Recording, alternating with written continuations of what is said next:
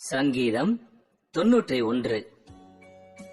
உன்னதமானவரின் மறைவில் இருக்கிறவன் சர்வ வல்லவருடைய நிழலில் தங்குவான். நான் கர்த்தரை நோக்கி, நீர் என் அடைக்கலம், என் கோட்டை, என் தேவன், நான் நம்பியிருக்கிறவர் என்று சொல்லுவேன்.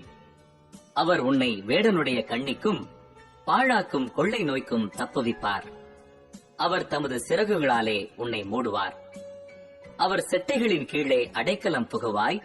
அவருடைய சத்தியம் உனக்கு பரிசையும் கேடகமுமாகும்.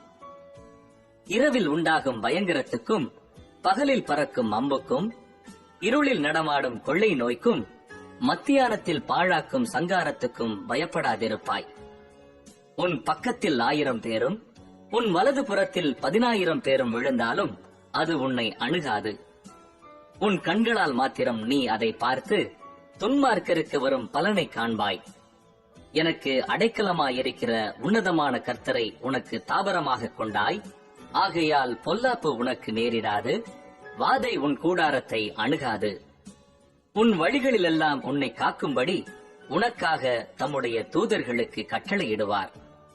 உன் பாதம் கல்லில் இடராத படிக்கு அவர்கள் உன்னை தங்கள் கைகளில் ஏந்திக் கொண்டு போவார்கள்.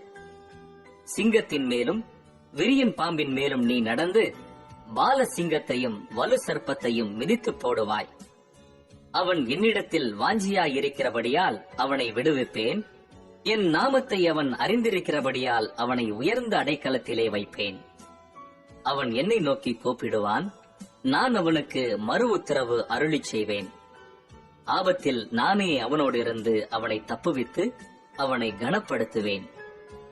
நீடித்த நாட்களால் அவனை திருப்தியாக்கி என் இரட்சிப்பை அவனுக்கு காண்பிப்பேன்.